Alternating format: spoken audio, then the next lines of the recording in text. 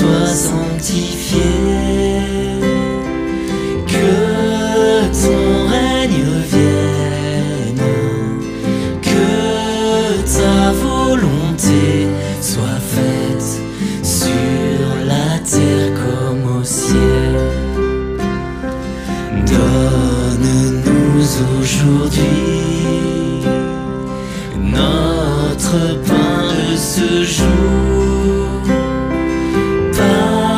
Pardonne-nous nos offenses, comme nous pardonnons aussi à ceux qui nous ont offensés. Ne nous laisse pas entrer en tentation, mais délivre-nous du mal,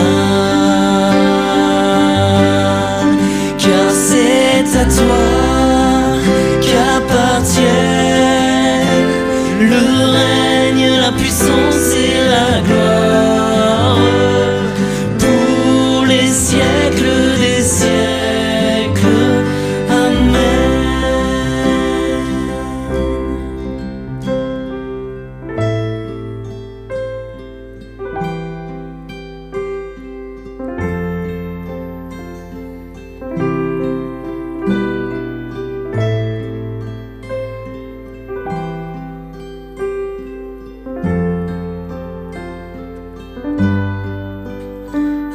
Abba Père, Abba Père, Abba Père, Abba Père, Abba Père, Abba Père, Abba,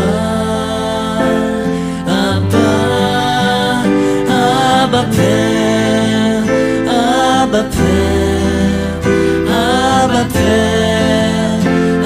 Abba Père, Abba Père, Abba Père, Abba Père, Abba, Abba, Abba Père, Abba Père, Abba Père, Abba Père, Abba Père, Abba Père, Abba, Abba, Abba Père.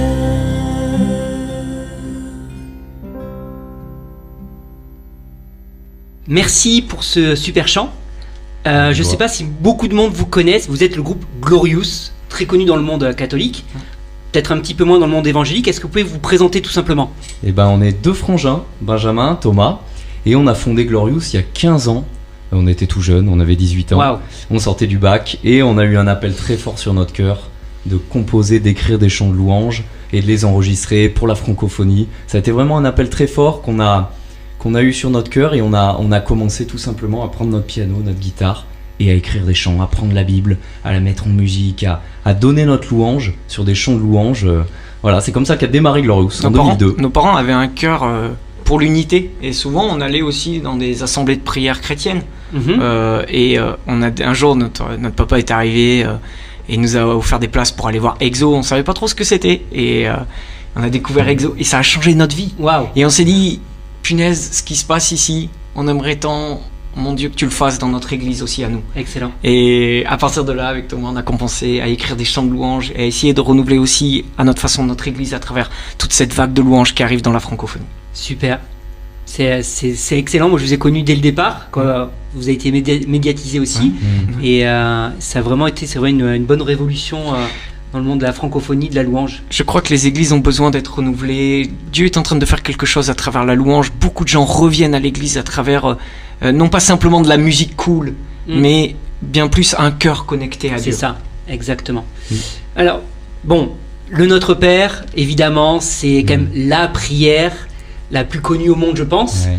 Et au final, pas tant que ça mis en musique.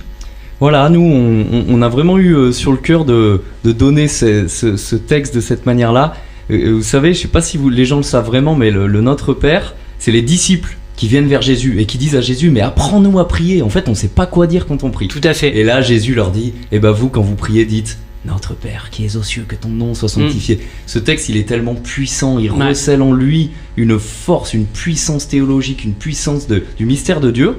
Et le parti pris pour cette composition-là, c'est de prendre le texte, on a pris une des traductions, et on l'a vraiment mis en musique tel quel. On a essayé de pas enlever un mot et pas en rajouter un, pour qu'on ait vraiment l'intuition de la prière de Jésus. Voilà, et donc on a travaillé longuement sur ce titre, cette composition, on a pris du temps, parce que moi je sais que quand je m'y suis attaqué, je savais que ce serait un chant important. Évidemment. Voilà, et je voulais vraiment que la mélodie soit aboutie, soit parfaite, et donc on a passé beaucoup de temps, on a échangé là-dessus, et puis voilà, et ce chant est né, et puis on a fait, c'est assez drôle dans l'enregistrement de ce titre, on a fait participer au moins, je pense, 50 communautés chrétiennes différentes qui sont venues chanter, parce que si vous l'écoutez, à la fin il y a une grande chorale qui chante Abba Père, Abba Père, et je pense qu'il y a au moins 50 églises différentes qui se sont réunies dans notre église et qui sont venus pour chanter avec nous ça. Et c'est assez drôle parce que c'est un chant de l'unité, quoi. Et véritablement, c'est pas juste un slogan. C'est-à-dire, je pense qu'il y avait vraiment 50 églises qui sont venues c'était un moment à Lyon. Très très fort, cet enregistrement qu'on garde vraiment en souvenir, parce qu'on a vraiment uni nos voix. Et puis, il y a cette phrase dans la Bible qui dit que c'est l'Esprit Saint qui crie en nous Abba Père. Donc après toute la prière du Notre Père, notre intuition, c'est de partir dans un chant qui monte, Abba Père, et c'est tellement puissant. Dans ce Abba Père, il y a notre identité d'enfant de Dieu qui sort, il y a le cœur de la créature qui se tourne vers son créateur. C'est vraiment un chant puissant et qui nous porte beaucoup dans notre louange et notre adoration. En tout cas, il est vraiment réussi. Et alors, j'aimerais parler un peu de la façon dont vous avez composé ce chant.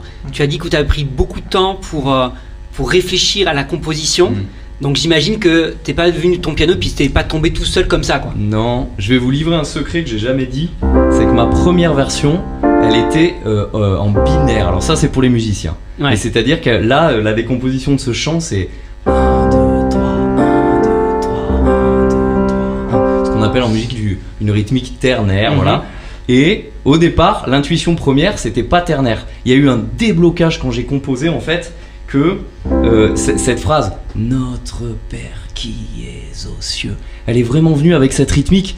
Ça a débloqué toute l'écriture. Parce que c'est difficile de mettre en musique un texte qu'on ne peut pas toucher. C'est-à-dire quand on compose un chant, on peut dire bah je vais réadapter la phrase. Si j'ai une idée mélodique très forte, je vais réadapter un peu mon texte. Là vraiment on s'est dit non, on va pas toucher le texte. Et quand Notre Père qui es aux cieux, quand ça s'est arrivé, j'étais dans ma chambre sur un piano comme ça, j'ai fait ouh. Là il se passe quelque chose. Là c'est ça. et c'est ça, et ça c'est un message pour les songwriters, tous ceux qui écrivent, qui composent. Je pense qu'il faut éveiller notre cœur, notre intelligence, notre créativité à discerner, parce que c'est du discernement, de s'arrêter à ce moment-là et de dire c'est ça la chanson. Parce que là j'aurais pu, moi je suis sur mon piano, j'aurais pu après faire autre chose. Non, je vais partir sur autre chose. Notre Père qui es aux cieux. Oh, mais c'est moins bien. Pourquoi c'est moins bien, je sais pas.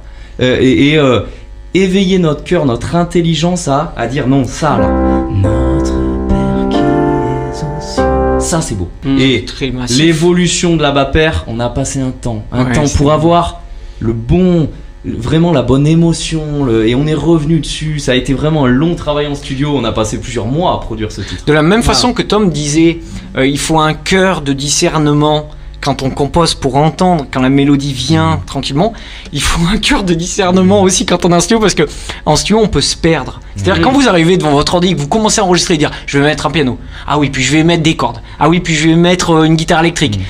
Puis à la fin, quand vous réouvrez au bout d'une semaine, vous dites oh là là, c'est compliqué là. Et il faut toujours garder un cœur de discernement, de dire qu'est-ce qui sert la mélodie, qu'est-ce qui sert le peuple de Dieu, qu'est-ce qui sert que les gens vont prier, qu'est-ce qui fait que quand je mets cette guitare, les gens vont se dire ça me porte vers Dieu. En fait, quand on est en studio, quand on enregistre, quand on est un conducteur de louange, il faut toujours garder ce cœur connecté à Dieu, de dire qu'est-ce qui sert le peuple de Dieu, et qu'est-ce qui va faire que cette chanson va aider des gens à prier.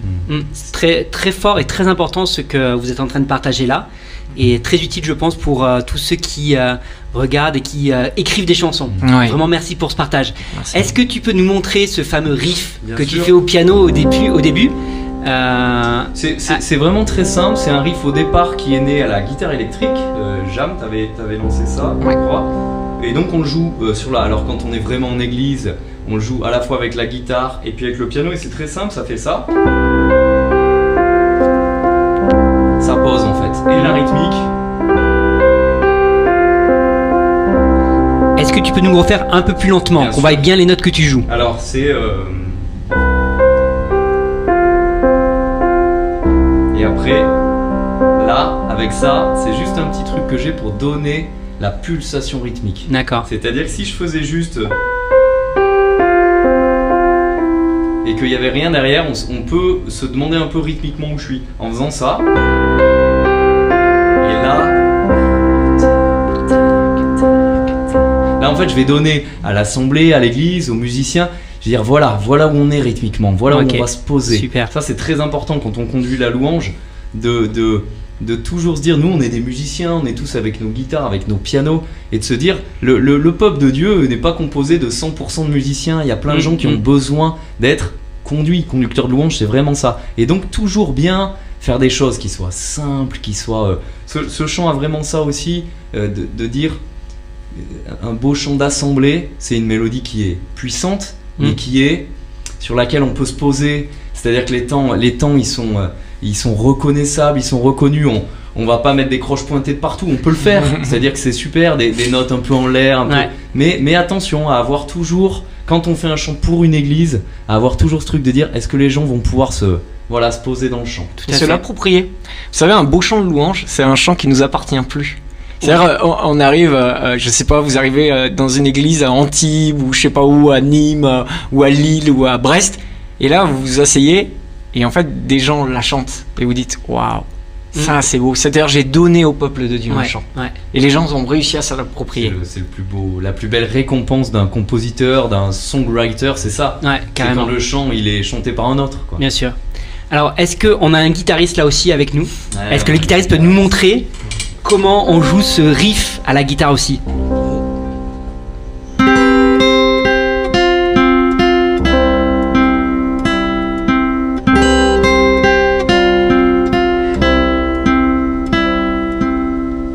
Donc t'es en capo 3? Tout simplement. Ouais, capo 3.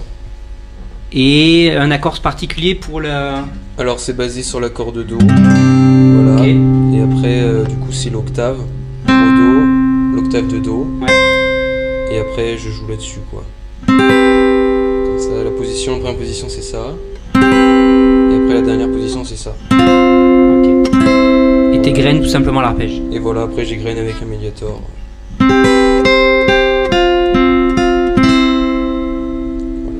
Merci beaucoup. Encore merci. Merci à vous. Et j'espère que ce chant fera prier des milliers de personnes. On l'espère aussi. On vous invite bien sûr à le reprendre dans votre église. Vous pouvez télécharger la partition en cliquant sur le lien qui est juste en dessous de la vidéo. Vous pouvez également écouter la version originale. Ils ont un super clip. Je vous mets le lien dans la vidéo aussi. Et puis si vous voulez acheter leur album, le lien est aussi dans la vidéo. À bientôt. Car c'est à toi qu'appartient